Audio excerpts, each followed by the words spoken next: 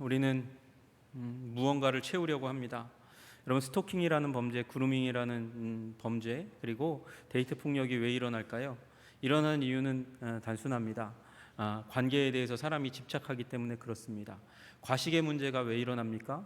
먹는 것에 사람들이 집착하기 때문에 그렇습니다. 여러분, 우리 도적질, 강도질이 왜 일어나겠습니까? 그 일은 소유에 대한 집착 때문에 일어나는 것입니다. 무엇인가 집착하는 이유가 무엇이겠습니까? 그것은 우리가 영원한 만족을 주는 관계, 하나님과의 관계로부터 떨어져 나갔고 영원한 자원의 근원이신 우리 하나님으로부터 분리되었기 때문에 일어나는 일입니다. 우리는 그것을 죽음이라는 한 단어로 정리할 수 있다고 말씀드렸습니다. 죄로 말미암아서 우리는 하나님과 분리되는 죽음을 경험합니다. 그리고 죽음의 질병에 걸려서 평생 고통하다가 그렇게 살아가는 것이 우리 인생의 운명입니다. 그것을 창세기에 우리는 에덴에서 쫓겨난 인간으로 표현할 수 있습니다. 에덴에서 하나님의 임재에서 쫓겨난 사람들은요, 스스로를 구원하고자, 스스로를 충만하게 하고자, 만족하게 하고자 스스로 방안을 찾아냅니다. 길을 찾고자 그렇게 행동해 왔습니다. 그러나 구원의 길은 우리 밖에서 우리를 위하여 임하는 것입니다. 밖에서 우리 스스로가 우리를 구원할 수 없고 우리 밖에 있는 어떠한 존재가 우리를 구원해 주셔야 됩니다. 그래서 인자가 오셨어요. 예수님이 오신 거예요. 하나님과 같이 되고자 하는 인간, 왕같이 세상을, 사람들을, 사물을, 문제를, 상황을 지배하고자 다스리고자 하는 존재가 되고 싶어하는 그 인간, 교만한 인간을 구원하시기 위해서 예수님은 죄인의 방식과는 반대로 이 땅 가운데 오셔서 그렇게 사셨습니다. 그것이 우리가 지난주에 보았던 말씀의 내용입니다. 인자가 온 것은 섬김을 받으려 함이 아니라, 왕이 되고자 함이 아니라, 하나님과 같이 되고자 하는 것이 아니라 도리어 섬기려 하고 자기 목숨을 많은 사람의 대속물로 주려 함이니라. 이것이 예수님의 사명 선언문입니다. 섬기는 것, 그리고 자기 목숨을 섬기되 많은 사람들의 대속물로 주는 것. 희생적인 삶, 이 문장 가운데서 우리는 희생이라는 단어를 끄집어낼 수 있죠. 희생. 그러나 역사 가운데서 희생의 삶을 산 사람이 예수님만 있는 것은 아닙니다. 예수님 말고도 희생의 삶을 산 사람은 많이 있어요.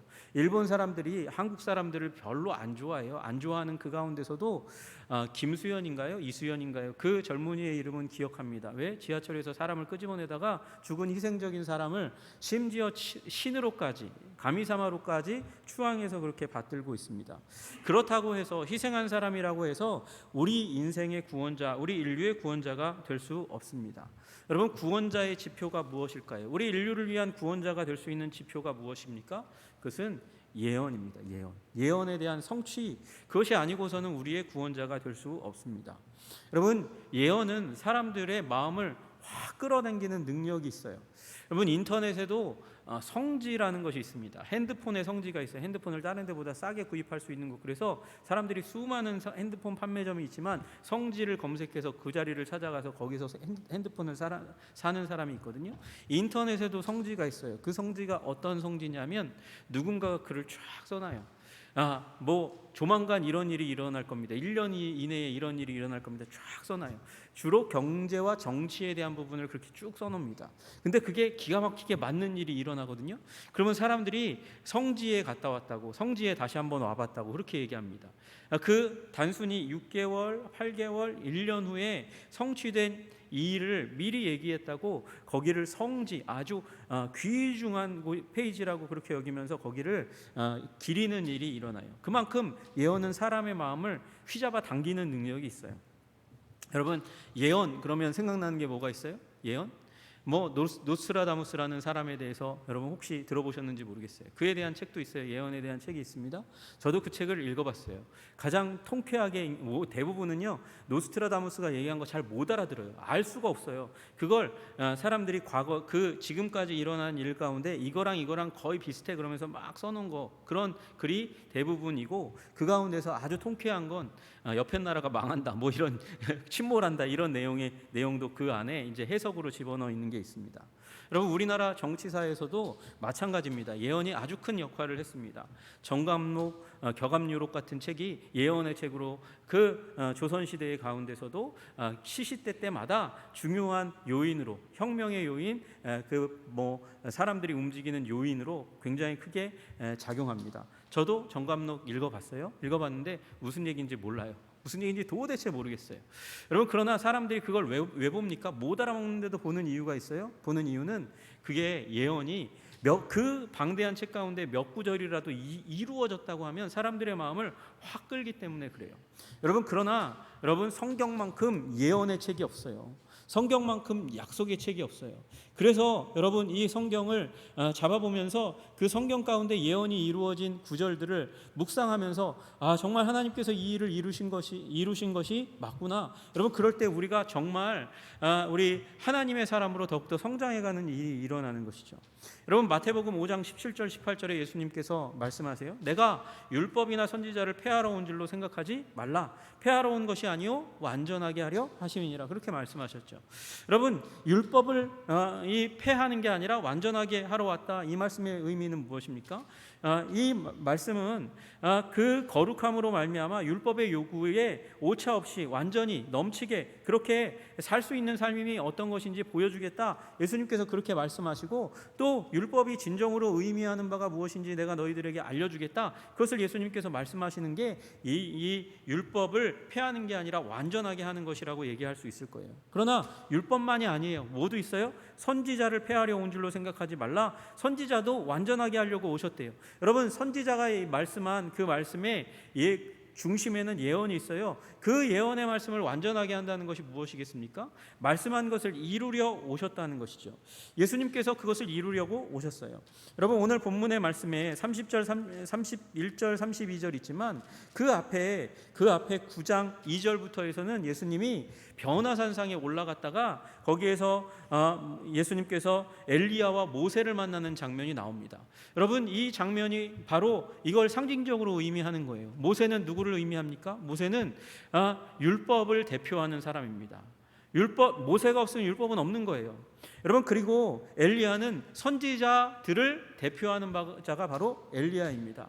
여러분 그 엘리야와 모세가 예수님과 함께 있어요. 그 말은 뭐냐? 여러분 모세의 율법 그리고 엘리야가 대표하는 그 선지자의 예언들을 성취하시는 분이 바로 예수님이라는 거예요. 그 예수님이 그렇게 말씀하셨죠. 여러분 우리가 잘 아는 대로 요한복음 5장 39절에 너희가 성경에서 영생을 얻는 줄로 생각하고 성경을 상고하거니와 누가요? 바리새인과 율법사들이 사두개인들이 성경을 열심히 봅니다. 왜냐하면 거기에 영생이 있는 줄 아니까. 그런데 이 성경이 뭐에 대해서 진정으로 말씀하는지 아니? 이 성경이 곧 내게 대하여 증거하는 것이로다. 예수님에 대해서 말씀하신다는 거예요. 예수님에 대해서 말씀하시는 책이 바로 성경이고 그 성경의 모든 예언도 예수님을 향해서 집중해 있다고 이야기하고 있습니다. 여러분 성경에 우리 처음에 딱 펼치면 나오는 게 이제 아담과 하와의 이야기잖아요. 여러분 그 가운데서 여인의 후손이 뱀의 머리를 상하게 할 것이다 그렇게 말씀하세요. 여러분 그 뱀의 머리를 상하게 하고 진리게 할 여자의 씨 여인의 후손이 바로 예수 그리스도입니다. 땅의 모든 족속이 복을 받을 아브라함의 후손, 아브라함의 씨, 이 단수거든요. 단수, 복수가 아니에요. 아브라함의 자손의 그 군집이, 무리가, 나라가, 민족이 사단을 대항하는 게 아니에요. 복을 주는 게 아니에요. 바로 한 씨, 예수님에 대해서 예언하고 있다는 것이죠. 야곱에게서 나올 한 별, 이스라엘에게 일어날 왕의 규, 그것이 바로 예수 그리스도이고 멜기세덱의 반차를 따라 이 땅 가운데 올 완전한 제사장이 예수님이시고 다윗의 계보를 통해서 오시게 될 왕이 바로 예수님이라고 그렇게 성경은 지적하고 있고 예언하고 있고 약속하고 있다는 것이죠. 여러분 우리 예수님 안에서 모든 약속과 예언이 성취된 줄로 믿으시기를 주님의 이름으로 축복합니다. 여러분 그리고 그 메시아가 되려면 그 과거에 나왔던 구약의 약속과 예언이 자기를 향한 것이라는 것을 명확하게 알고 있어야 돼요. 그래야 구원자가 되죠. 엄벙덤벙했더니 우연히 내가 그 구원자였어. 그러면 그게 얼마나 이상한 일이겠습니까? 그러니까 메시아이시려면, 우리의 인류의 구원자이시려면 희생적이어야만 하는 것도 아니고 예언을 이루어 드려야 하되 그 예언이 자기를 향한 것임을 명확하게 알고 있어야 된다는 거예요. 여러분, 예수님은 그것을 명확하게 알고 계신 분이라는 사실을 믿으시기를 주님의 이름으로 축복합니다. 여러분, 예수님은 그 당시 가운데 메시아, 이스라엘을 로마 정부로부터 구원할 전 세계적인 정부, 위대한 정부, 다윗의 그 왕국을 이어갈 그 나라를 세울 분을 메시아라고, 그리스도라고 여겼습니다. 그러나 예수님은 메시아, 그리스도라는 단어를 자기를 향해서는 별로 사용하신 적이 없어요. 다른 사람들이 많이 사용했죠. 예수님은 게다가 아도나이라는 단어, 나중에 퀴리오스, 주라고 번역된 그 단어도 자기 자신을 위해서 별로 사용하지 않았어요. 여러분, 원래 아도나이라는 단어는 언제 사용하냐면 구약 성경에 아도나이, 율법학자 서기관들이 성경을 읽어가다가 여호와라는 단어가 이름이 나오면 그게 너무나 거룩한 말이기 때문에 입 밖으로 내지 않아요. 입 밖으로 내지 않고 그걸 다른 단어로 대치했어요. 그게 아도나이예요. 그 아도나이라는 단어도 예수님께서 사용해서 나는 주다, 이 부분을 나는 주다라고 별로 사용하지 않았어요. 주는 그리스도시요, 베드로가 얘기했죠. 예수님이 얘기한 게 아니에요. 여러분, 하나님의 아들 또는 신의 아들이라는 단어, 이것도 예수님이 별로 사용하지 않으셨어요. 하나님을 아버지라고 불렀지 나는 하나님의 아들이다 이렇게 잘 표현하지 않으셨어요. 여러분, 왜 그러냐? 로마 황제도 자기 자신을 신의 아들이라고 얘기했거든요. 신의 아들이라고 얘기했어요. 또 그 유대 문화 가운데서 천사를 부를 때도 하나님의 아들, 그리고 이스라엘 백성들도 하나님의 아들이라고 많이 표현했어요. 그러니까 혼용이 되는 거예요. 하나님의 아들들 중에 하나가 아니라 유일하신 하나님의 아들인데 이걸 얘기하면 사람들이 잘 못 알아들어요. 그래서 예수님께서 스스로를 위해서 사용하셨던 단어가 뭐냐? 인자라는 단어예요. 인자라는 단어. 여러분, 그래서 예수님은 그 인자라는 단어를 자기 자신을 위해서 많이 사용하셨습니다. 예수님이 제자들에게 가이사라 빌립보에서 얘기하셨잖아요. 사람들이 인자를 누구라 하느냐 이렇게 얘기하셨어요. 사람들이 인자를 누구라고 하느냐 그랬더니 제자들이 뭐라고 얘기합니까? 엘리야라고 또는 세례 요한이라고 그렇게 이야기합디다 그렇게 얘기합니다. 그랬더니 예수님께서 뭐라고 말씀하세요? 그러면 너희는 나를 누구라고 하느냐? 앞에는 사람들이 인자를 누구라 하느냐, 지금은 너희는 나를 누구라 하느냐. 그러니까 인자와 나가 예수님의 세계에서는 동일한 단어예요. 인자, 자기를 인자라고 칭하셨어요. 여러분, 인자라고 칭하시면서 예수님은 다니시다가 사람들에게 그렇게도 말씀하셨죠. 여우도 굴이 있고 공중의 새도 둥지가 있건만 인자는 머리 둘 것이 없다 그렇게 얘기하시면서 자기의 그 잠잘 곳 없는 유리방황하고 있는 연약한 삶에 대해서도 말씀하셨어요. 그렇죠. 인자라는 말은 연약함이 담겨져 있는 말이에요. 사람의 아들. 인자라는 말은 하나님과 대비해서, 하나님과 다른 존재, 하나님과 비교해서 너무도 연약하고 무지하고 낮은 존재라는 것을 부각시키기 위해서 바로 이 단어를 사용했어요. 이 단어는요, 원래 히브리어로 정확하게 얘기하면 벤 아담이라는 단어예요. 벤이 아들이거든요. 아담 많이 들어보신 단어잖아요. 아담의 아들이에요. 아담의 아들. 그러니까 흙으로 지어진 연약한 존재라는 것이죠. 여러분, 시편 8편에 시편 기자가 또 그렇게 얘기합니다. 사람이 무엇이기에 주께서 그를 생각하시며 인자가 무엇이기에 주께서 그를 돌보시나이까. 이렇게 가치 없는 인자를, 사람을 주님께서 왜 그렇게 생각하시고 염려하시고 돌보십니까? 그렇게 얘기해요. 하나님의 사랑에 대한 이야기지만 또한 동시에 인자의 보잘것없음, 연약함에 대해서 이야기하는 것이죠. 또 에스겔은 바로 이런 의미에서 에스겔서에서 자기 자신을 인자라고 얘기해요. 하나님에 비해서 저는 너무나 연약하고 부족한 존재입니다. 여러분, 예수님께서 이 인자라고 얘기할 때는, 사람의 아들이라고 이야기할 때는 바로 이런 의미, 연약함, 부족함의 의미가 담겨져 있죠. 그 단어, 그러나 그 안에는 이런 의미가 있는 거예요. 불멸하는 존재, 하나님이신 존재가 필멸하는 존재, 죽을 수밖에 없는 존재가 되셨다는 거죠. 인자가 되었다는 것은 바로 그런 의미입니다. 예수님은 우리를 구원하시기 위해서 그렇게 연약하고 힘없는 존재 가운데 하나가 되신 줄로 믿으시기를 주님의 이름으로 축복합니다. 여러분, 그렇게 우리를 구원하시기 위해서 약하게 되셨어요. 그러나 여러분, 그 이 성경에 나와 있는 사실은 이 모든 인자라는 단어 안에 이 모든 의미가 담겨져 있는 것이지만 그것으로 충분하지 않다는 것을 우리는 기억해야 됩니다. 왜냐하면 호라는 그 단어가 앞에 하나님의 아들, 인간의 아들, 사람의 아들, 인자라는 단어 앞에 딱 붙어 있어요. 이건 그라는 단어예요. 그러니까 그 인자. 여러분, 우리 신약 성경을 읽어갈 때 예수님이 말씀하실 때 인자라고 나와 있는, 사람의 아들이라고 나와 있는 단어 앞에다가는 사실은 그라는 단어를 꼭 써서 의미를 새겨 넣으시고 읽으셔야 돼요. 그 인자. 여러분, 그 인자에 대해서 우리가 알아야 되죠. 여러분, 우리 요한복음 3장에 니고데모라는 이 교사가, 율법 교사, 저명한 유대인 가운데 저명한 총망받는 사람이 옵니다. 그가 왔어요. 니고데모가 왔을 때 그가 이렇게 얘기합니다. 당신은 하나님께로부터 오신 선생인 줄 아나이다. 하나님이 함께 하시지 아니하면 당신이 행하시는 이 표적을 아무도 할 수 없음이니이다. 여러분, 이 사람은 당신은 선생님입니다, 랍비입니다 이렇게 얘기하지만 그 이상이라고 예수님을 바라보고 있는 거예요. 그 이상. 어떻게 이런 표적 기적을 행하실 수 있습니까? 하나님이 함께 하시지 않으면 이건 불가능한 일입니다. 당신은 우리들 이 사두개인과 바리새인 율법교사들, 그들보다 더 위에 있는 위대한 존재입니다. 우리 구약 성경에 나와 있는 특별한 선지자들과 같은 존재가 당신인 것 같습니다. 그렇게 이야기합니다. 근데 예수님은요, 그 가운데서 그에게 다짜고짜 뭘 얘기하시냐면 거듭남에 대해서 말씀하세요. 거듭남. 두 번째 태어나는 것에 대해서 말씀하시는 거죠. 중생에 대해서 말씀하세요. 여러분, 어머니를 통해서 첫 번째 탄생이 일어나죠. 그리고 두 번째 탄생도 첫 번째 탄생이 어머니로 말미암아 탄생이 이루어진 것처럼 누구를 통해서 탄생이 이루어져야 하는 거예요. 누군가 매개가 있어야 돼요. 여러분, 그것에 대해서 예수님께서 말씀하셨거든요. 그것이 요한복음 3장 13절의 말씀이에요. 하늘에서 내려온 자 곧 인자, 하늘에서 내려온 자 곧 인자 외에는 하늘에 올라간 자가 없느니라. 여러분, 하늘에서 내려온 자라야만 하늘로 올라가는 거야. 하늘에 계셨고 하늘에서 내려오고 하늘로 올라가는 것. 여러분, 그 인자는 바로 하늘에 올라갈 자라는 거예요.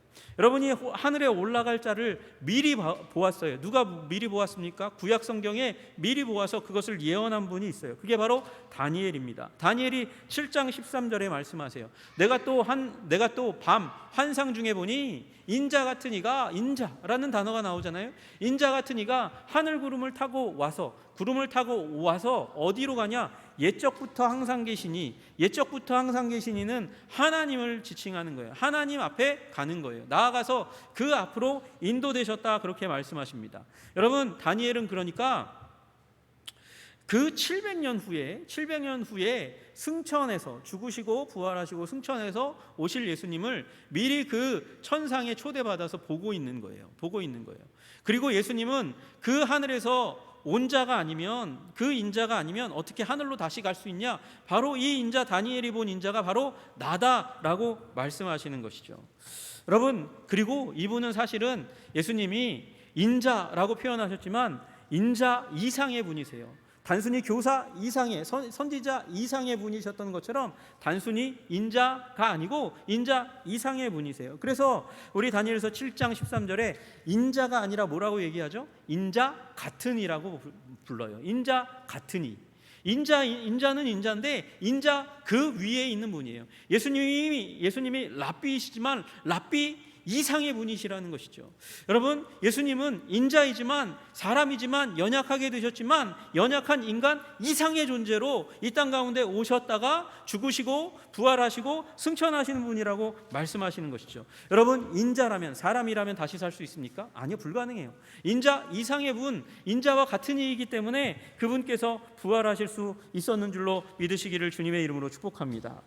여러분, 그래서 그분께서, 인자가 우리 가운데 오셨어요. 여러분, 우리 아까 말씀드렸던 니고데모가 이 얘기를, 거듭남에 대해서 얘기했을 때 인자가 아니면 어떻게 하늘로부터 왔다가 하늘로부터 갈 수 있니? 이 얘기를 바로 얘기하고 나서 예수님은 이어서 얘기하세요. 요한복음 3장 14절에 모세가 광야에서 뱀을 든 것 같이 인자도 들려야 하리니.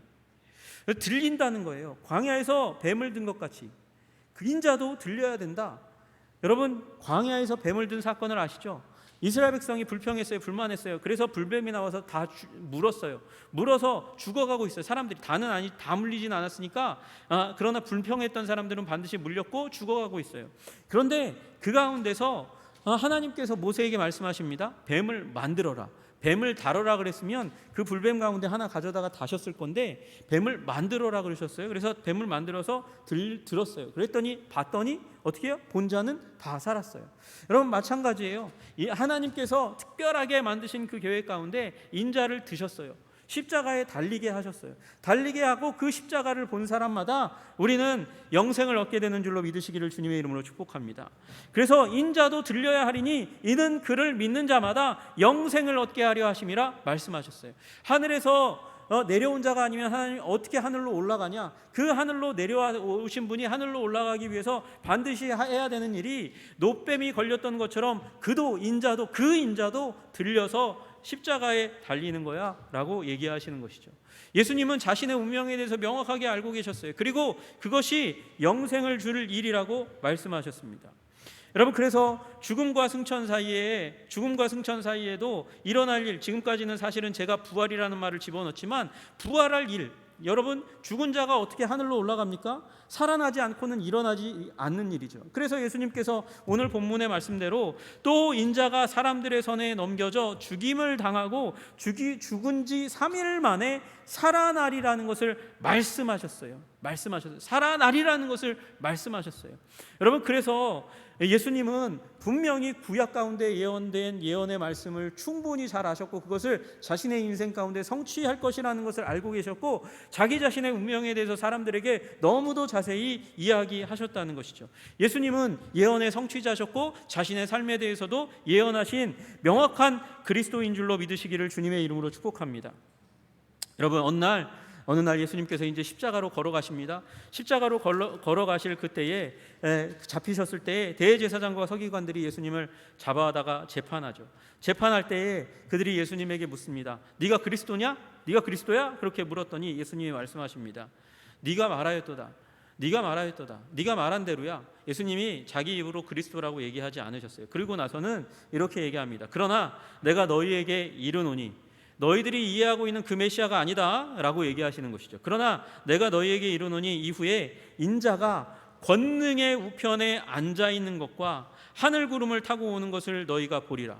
예수님은 그 다니엘서가 얘기했던 그 예언의 그 너머까지 보고 계시죠. 하늘로 올라가서 왕으로 등극하세요. 나라 민족과 백성과 왕 가운데서 예배받고 섬김받으실 것에 대해서 다니엘이 보았어요. 그러나 예수님은 그 너머까지 보고 계신 거예요. 이후에 인자가 권능의 우편에 앉아있는 것과 하나님 보좌 우편에 앉아있는 것, 그건 어디까지? 다니엘이 본 것까지예요. 다니엘이 거기까지 보았어요. 그리고 하늘 구름을 타고 오는 것을, 다시 오는 것을 너희가 보리라, 그렇게 이야기했습니다. 예수님은 올라가셔서 십자가에서 달려 죽으시고 부활하시고 승천하실 뿐만 아니라 거기에서 왕이 되시고 통치하시고 다시 오실 것이라고 성경 가운데 이야기하고 있어요. 그래서 우리는 재림의 복음을 믿는 줄로 믿으시기를 주님의 이름으로 축복합니다. 여러분, 이 인자라는 단어를요, 누구만 독특하게 사용하셨다고요? 예수님만 독특하게 사용하셨어요. 그리고 인자라고 예수님을 향해서 지칭하고 부른 사람이 딱 두 사람 있어요. 저는 오늘 그 중에 한 명만 소개할 거예요.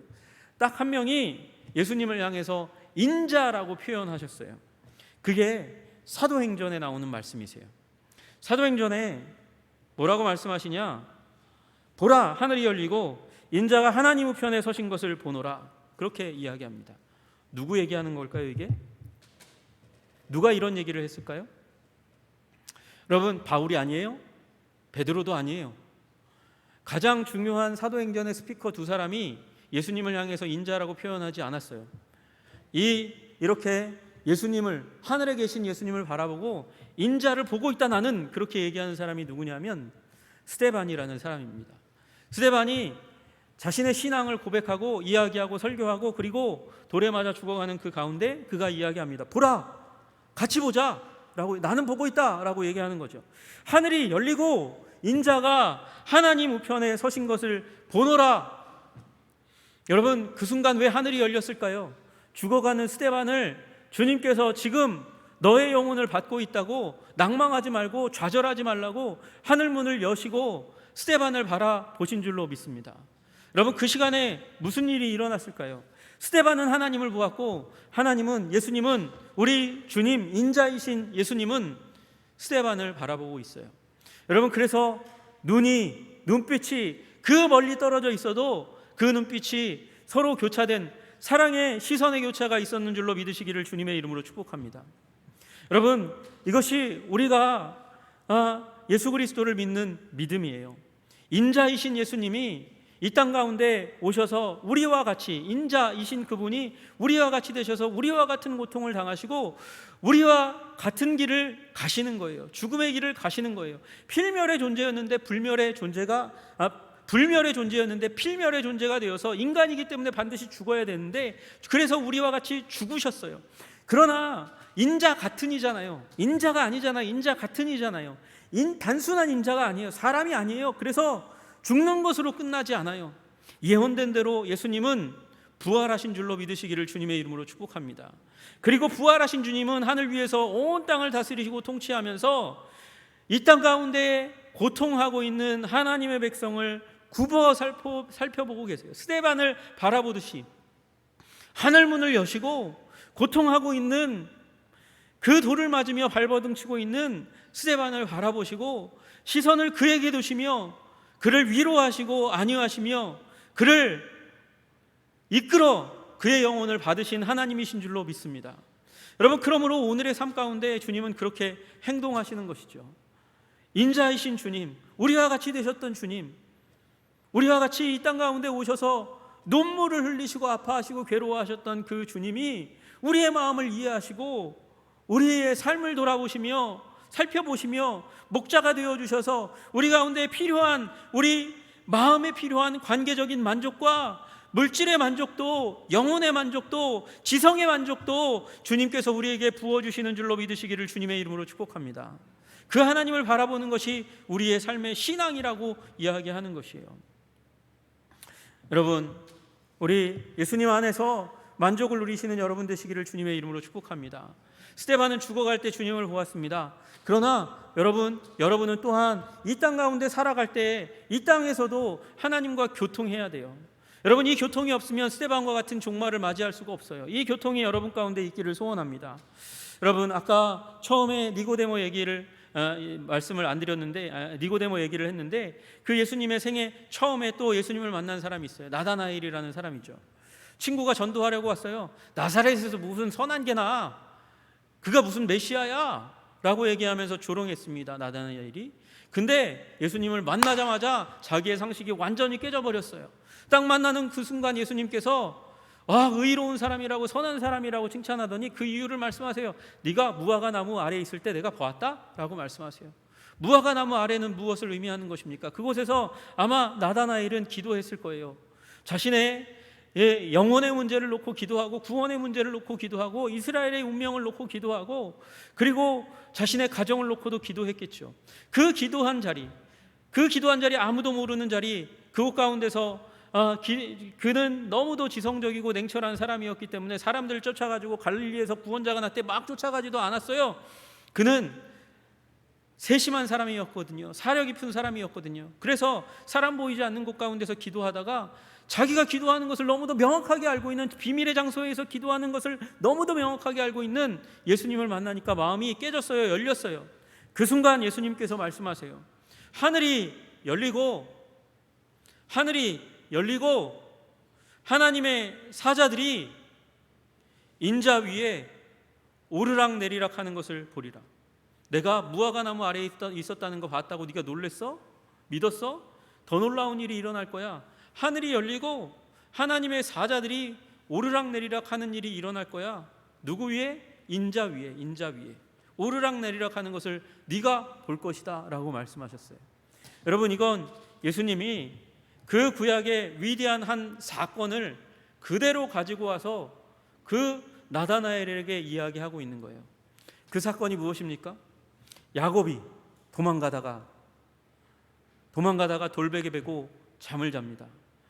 잠을 자는데 그 절망의 밤, 부모님을 피해서, 형의 칼날을 피해서 도망가는 그 밤에 눈물 지으면서 새우잠을 자는 그 밤에 꿈을 꾸는데 그 꿈 위에 하늘 끝까지 닿아 있는 사닥다리가 보입니다. 쫙 올라가 있는 사닥다리가 보입니다.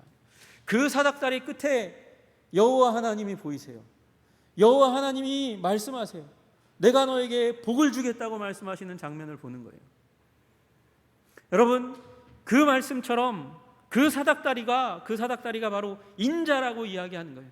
하나님과 연결되는 사닥다리, 하나님과 연결되는 계단, 그것이 바로 예수님이라고 지금 예수님이 스스로 자기 자신의 정체를 밝히고 그 예수 그리스도를 믿는 자들에게만 하나님이 사자를 보내요. 하나님의 사자, 이 가브리엘과 같은 메신저들이 와서 우리에게 말씀하시고 우리의 기도를 가지고 가신다는 것을 형상화하는 거예요. 우리가 잘 이해 못하니까 그렇게까지 설명하시는 거예요. 하나님의 말씀이 임하고 우리의 기도가 상달되는 놀라운 영적인 삶이, 구원의 삶이 임하시는 줄로 믿으시기를 주님의 이름으로 축복합니다. 인자이신 그분 안에서 우리는 우리의 영혼의 만족을 얻고 우리의 삶의 필요를 주님께 올려드리며 영원한 구원까지 이르는 거예요. 여러분, 예수님은 그것을 인자라는 단어로 표현해서 말씀하셨습니다. 죽으시고 부활하시고 승천하신 주님, 그리고 하늘에 오르셔서 지금 우리를 굽어 살피시는 예수님 안에서 여러분과 저 모두가 하나님과 교통하고 영혼의 만족을 누리시는 영적인 기적이 일어나시기를 주님의 이름으로 축복합니다. 기도하겠습니다. 하나님 아버지, 감사합니다. 우리 인자라는 단어를 통해서 하나님 예수 그리스도의 구원을 보게 됩니다. 하나님, 우리와 같이 되셔서 우리와 같이 죽임을 받으시되 인자 같은 이가 되셔서 우리를 영생으로 이끄시는 부활하신 주님이 되심을 우리가 믿음으로 바라볼 수 있도록 주님 도와주시옵소서. 아름답고 놀라우신 주님의 구원의 계획, 그 아름다운 사랑 가운데서 우리의 인생을 다시금 발견하고 주님이 주시는 충만 가운데 거하게 하옵소서. 예수님 이름 받들어 기도드리옵나이다. 아멘.